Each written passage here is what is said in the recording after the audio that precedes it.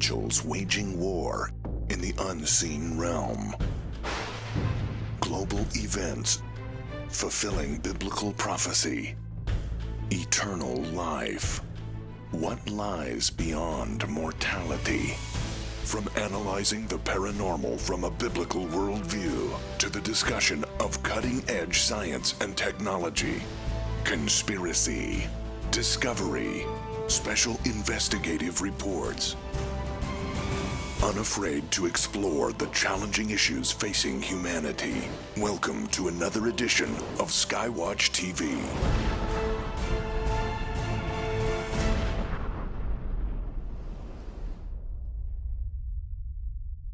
It may shock you to learn that North Korea may have the means to destroy life as we know it here in the United States.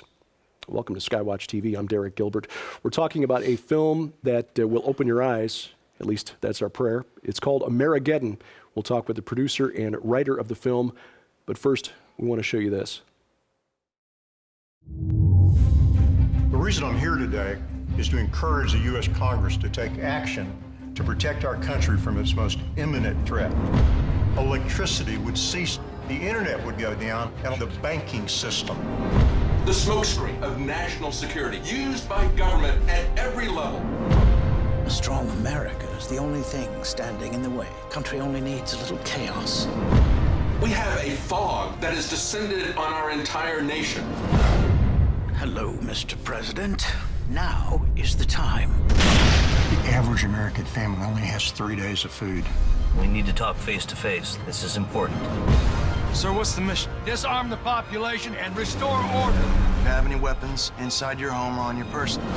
You had to give the president power to arrest any American by simply accusing them of terrorism. The vanity of nationalism will quickly fade. These are but the birth pangs of a new world order. I'm just so afraid of the world that you're going to have to grow up in. This is a time, man, woman, young or old, when folks run and hide, or they pull up their bootstraps and they fight. When you sell your soul, it's a one-time thing. There's no going back. It's shocking to realize that we're just a few days away from the breakdown of society here in the United States, but that is a fact. It is something that there are voices now beginning to warn us about it, and one of those is with us today, the producer, writer, and a familiar face from the trailer of the film Amerigeddon, Gary Heavin. Gary, welcome back to SkyWatch TV. Thank you, Derek. The film opens May 13th, and in the film you make a very dire prediction about what would happen to life as we know it in the United States in the event of an electromagnetic pulse, knocking out the electric grid, electronics, transportation, banking. It would basically, life as we know it would be set back 125 years. Is that an accurate assessment? That's very accurate. For people that may not know what an EMP is, a nuclear device that's detonated at a high altitude over the center of our country sends out an electromagnetic pulse or gamma rays that have the ability to completely destroy everything electronic. Particularly vulnerable is the electrical grid. It travels through the wires, destroys the transformers. Then these transformers are not readily available. Most of them come from China now. They take several years to build. Imagine our country without electricity. Mm-hmm. You would have no internet. You would have no banking. You would not have access to your money. You would have no refrigeration. You would have no water. Right. We would be back to the 1800s. And this threat is more and more on the headlines of the news over the course of this year. On February 7th, the North Koreans launched a second satellite that travels over the United States 3 times a day. The North Koreans, in the news, have been developing miniaturized nuclear devices that would fit very nicely on top of a satellite. And these nuclear devices are low detonation, but high gamma ray producing, which means they're designed for EMP. And so this is mainstream news. It's being reported, but mainstream media is not putting it together to what it means for you and I. There were 2 congressional reports 5 or 6 years ago in front of the United States Congress that assessed the threat of an EMP to America. And both congressional reports said that it is the greatest threat that our country faces, and that we need to harden our grid and protect it from these EMP risk. And of course, nothing has been done. Our country is more vulnerable today than they were when these reports came out. And this is a very, very serious issue. So, as a watchman on the wall, as a Christian, I believe it's my job to inform people. And doing it in a movie is a way to entertain them while we teach them. And that's the purpose of the movie Amerigeddon. The bulk of the American population living in cities, they're in trouble. We out here in the Ozarks, we've got a little land around us. We've got the capability, if need be, to convert our lives over, not without some difficulty, but at least convert our lives over to living the way the Amish are still living today. Yeah. I knew a bunch of them back in Illinois, and used to joke that when things really hit the fan, I'd be moving in. But the truth is that they will be fine. But the rest of us who've forgotten the skills that they still know, or most of us anyway, who've forgotten those skills, will really be in trouble. But at least in the country, we've got an opportunity to make this conversion. In the cities, you don't have access to a water source. You don't have access to, say, a game where you might be able to go out and hunt or fish and provide for your family. It's going to come down to who is the most willing to use force to take from others, it seems to me. At this point in the United States, most of us, again, still in rural areas, have access to personal protection. But one of the aspects of the film that we didn't really touch on last time is that the government is not necessarily in favor of you and me being able to protect our families. What do you see happening in the event that things break down? How is the government approaching this this particular aspect of the Second Amendment? One of the underlying themes of the movie, of course, is what the government does to separate you from your ability to protect yourself and your family. And again, we have a president who on a weekly basis comes out and states his goal of disarming the American people. It is his agenda, and he's wide open about it. And we have a Democratic Party in this country who it's a mainstay of their platform to take away our right to defend ourselves. We show in the movie, how we use our self-defense measures. In fact, there's a battle scene where I'm flying a helicopter, I'm a helicopter pilot, against a UN helicopter with rockets. And so we use all of our resources to protect ourselves from an out-of-control government. There's a great Second Amendment theme to our movie, which is so important in the times we're living in right now. We need to wake the American people up and let them know that their ability to protect themselves and their families is at risk to this current administration. And what's the motive? Why would the government want to take away our weapons? Exactly. Yeah. And if you really think it through, it comes down to they want to acquire power over us. They want us to literally be serfs to their authoritarianism. This is a huge issue. I'm so proud of the National Rifle Association and so many Americans that have taken a stand on being able to own a firearm. And there's going to come a time when it becomes a life and death issue. You mentioned the cities and how unsafe they're going to be. The average American family has 3 days of food. So we probably have about 3 days before absolute chaos breaks out. I don't know that the Amish have weapons. Well, I don't know that they do either. And I tell you what, it doesn't matter how far away you are or how many resources you have if you can't protect them. Right. And it's going to be a very, very dark time. Now, without painting an ugly picture of things, there is light. We should prepare. We should have food on hand and water on hand, fuel, cash. And if we're prepared, it's going to be less unpleasant. and we will have a chance to survive. And I fortunately live in a place like Texas where we are more serious about self-sufficiency and independency, and also about protecting ourselves from the overreach of an out-of-control government. So if you live in Illinois, where you're from, in the past, if you live in New York or California, I just have great pity for you. Yeah.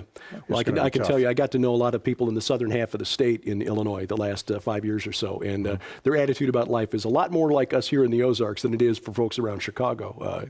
Growing up in Chicago, I've had to relearn a lot of things in my adult life that living in a big city, I think, just kind of skews your worldview. My mother was raised on a farm in North Dakota, and she's now finally seeing at the age of 54 there's some hope for her son in understanding the way of the world. Yeah. The United Nations and the U.S. relationship to the UN, how does that impact, or might that impact us in the event that things break down? John Kerry, the Secretary of State, signed onto a UN treaty that states that we would disarm our population. And why would the United Nations, which is the precursor to a one-world government, want us disarmed? Well, they want us to be obedient. They want us to be serfs. And he signed on to it, illegally, by the way, but it exists right now. Also, they have signed on to the UN as a backup in case of an emergency, where the UN and their troops would come into our country to maintain order.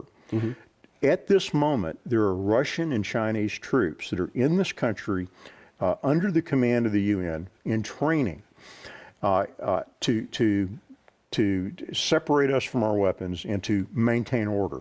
And this is not conjecture. This is fact, and it's easy to prove.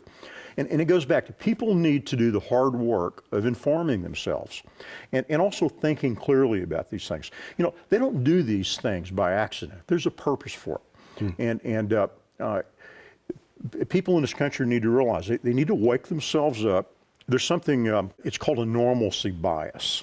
And I have a background in counseling, and you know, we tend to deal with things that are threatening to our way of thinking or our status by denying them. Yeah. And the more vested we are in our circumstances, the more creative we can become in denying the evidence that we're having to face. So people need to cast off their normalcy bias and just start thinking clearly. You know, if Obama says he's going to come get our guns, you know, you probably ought to take him at his word. If they sign a treaty with the UN that allows them to bring in Russian and Chinese troops to maintain order, well, you probably ought to believe that that's for a design purpose. And another one, of course, is the banking situation.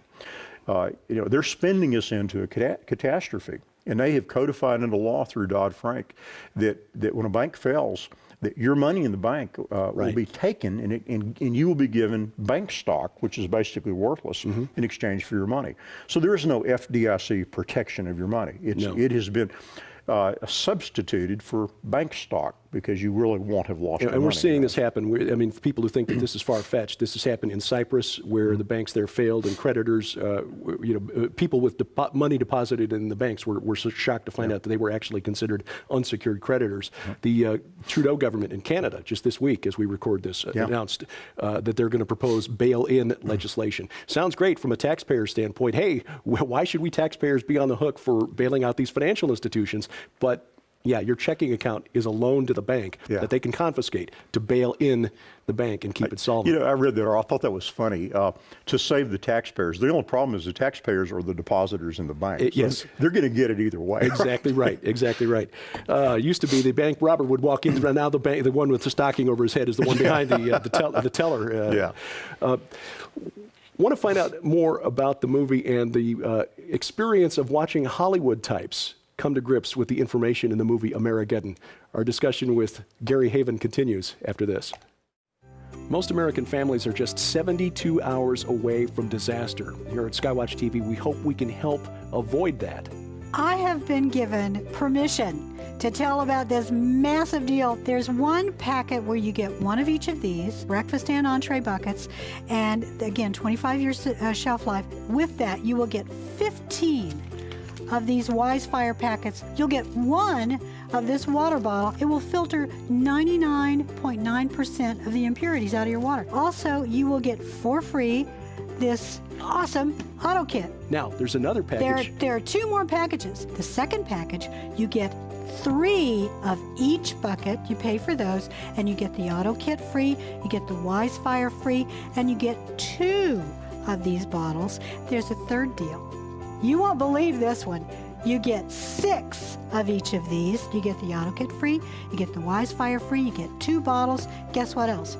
You get the Mac Daddy 50-gallon water storage container. If the electric grid goes down, one of these is going to come very handy. 3 packages for preparedness, 1 that feeds a family of 6 for a month, 1 that feeds a family of 6 for 3 months, and 1 that feeds a family of 6 for half a year, and of course that includes the 50-gallon water tank. You'll find all of those deals online, the Wise Food Preparedness Specials at SkyWatchTVstore.com.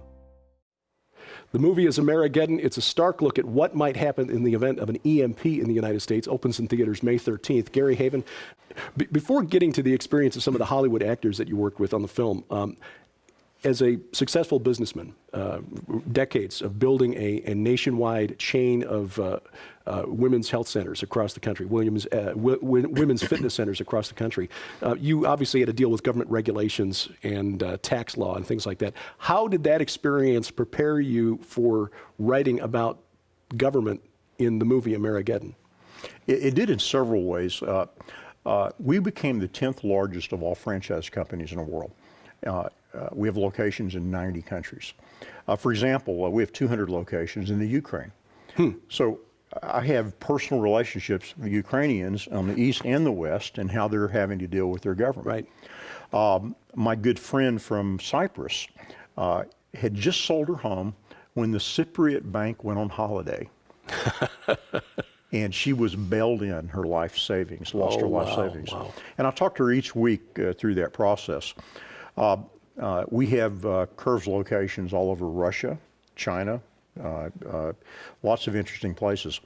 So not only have I had to learn how to deal with the Chicago City Council telling shopping center owners what they could put in their own shopping centers and that nonsense, but I've had to deal with the communist government in China, getting our business plan approved and able to do business in the country. So I've had a really neat worldwide perspective. And I think that prepared me to really understand power and how it's acquired and how it's used. And so when I come back home to America and I see the abuse that our government is imposing on our citizenry, everything from sending our kids to wars that we have absolutely no interest in, Right. like the Ukraine. That's a moneyed interest war. It's all about Monsanto and them acquiring access to the breadbasket of Europe or the oil companies. So I'm able to really see things more clearly from a much higher perspective as I look down on it.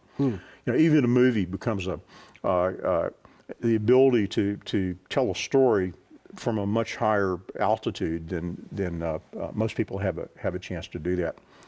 So I tell you, government is a necessary evil, but the less of it you have, the better.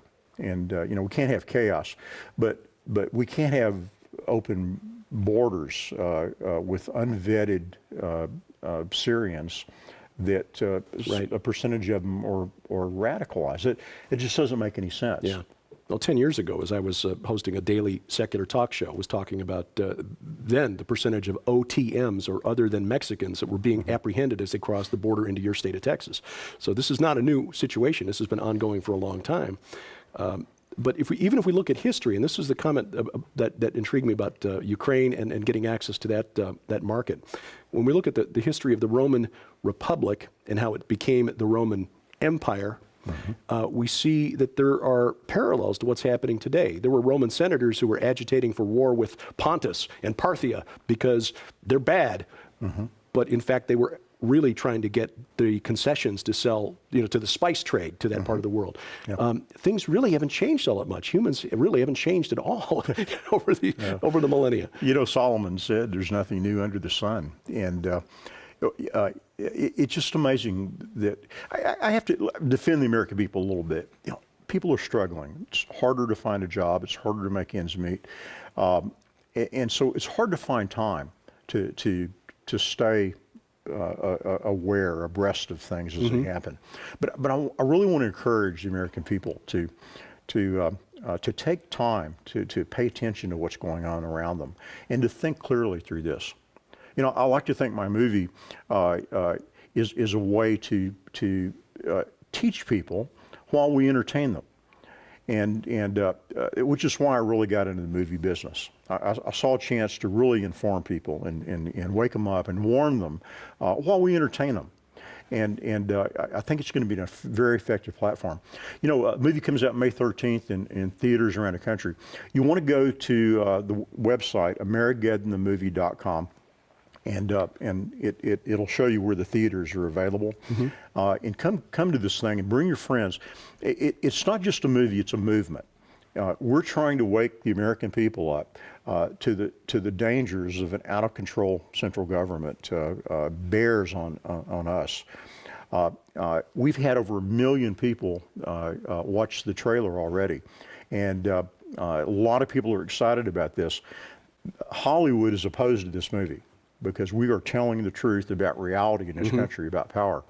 And what a great time to, you've got Donald Trump, bit of a mess, I think we can all agree on that, but he is anti-establishment. Yeah. He is telling the truth, and millions of Americans see an opportunity to take their country back. Our country has been stolen by these moneyed interests, by these people in power, and it's both sides of the aisle. Yes. And I'm excited that so many Americans right now are believing that we can take our country back. Yeah. And I joke about kind of growing up in a bubble in the city of Chicago, but Hollywood is even more of an insulated bubble, insulated from reality. And obviously you had to work with Hollywood actors, crew people, and so forth in this film. Diane Ladd, you mentioned, who's just a wonderful actress. Did I recognize Dina Meyer in the trailer? Yeah. Okay. The director, Mike Norris, who probably hates being called Chuck's son, but that's who he is.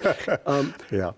What worldview did he bring to the film, and how did the film change the actors and actresses who were in it?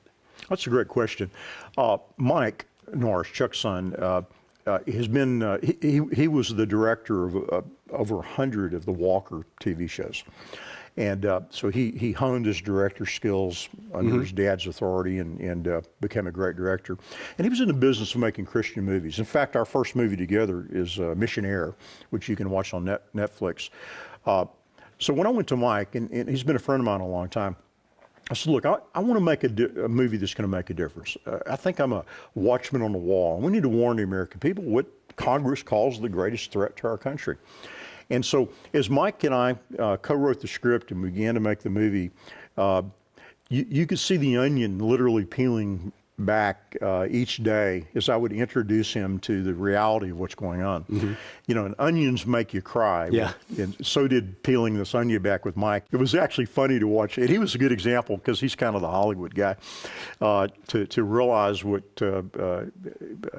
vulnerable we are as a citizenry to our out-of-control federal government. And so that was a great process. Now, his dad is a great patriot, and we're proud that he's supporting our movie. And I think he's really proud of his son because this movie's out on the edge. When Mike went to his dad and showed him the script, his father put the script down and he looked at him and he said, "Are you ready to die for this?" That's an interesting question. Yeah. And Mike had to think about it for a few minutes, and he said, "Well, Dad, yeah, I think I am." Truth tellers in this country are not dealt with very well. And so you'd ask me, I've got a great career, I'm a wealthy guy, I'm healthy, I've got time. Why would I put myself at risk to do this?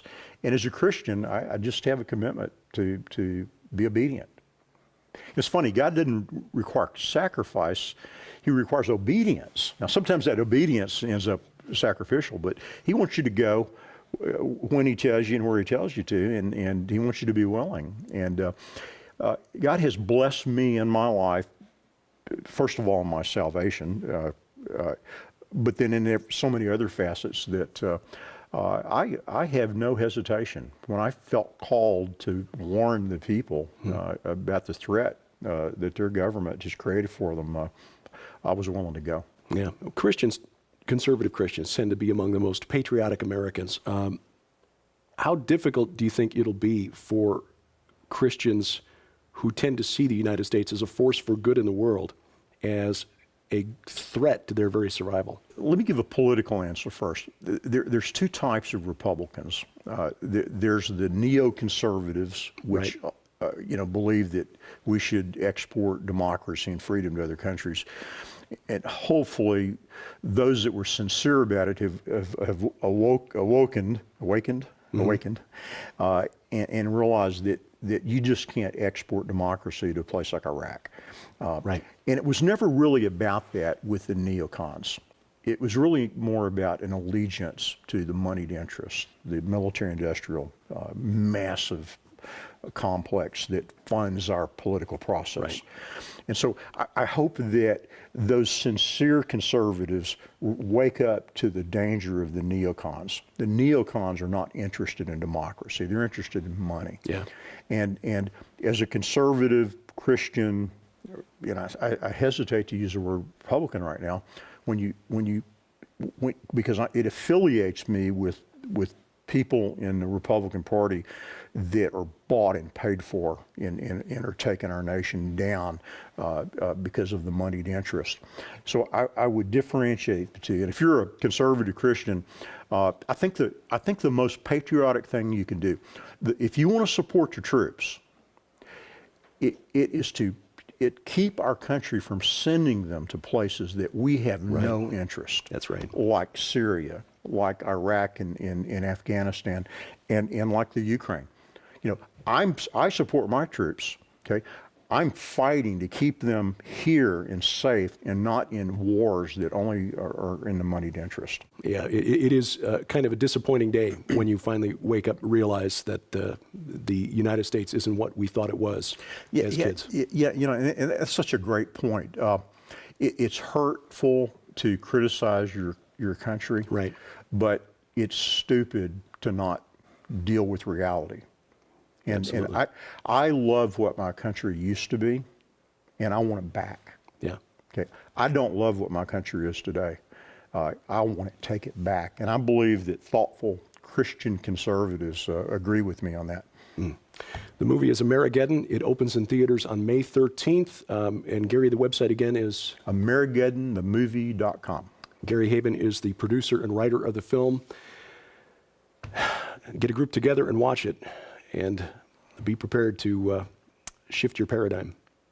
We thank you for watching as we keep watch. I'm Derek Gilbert, and this is SkyWatch TV.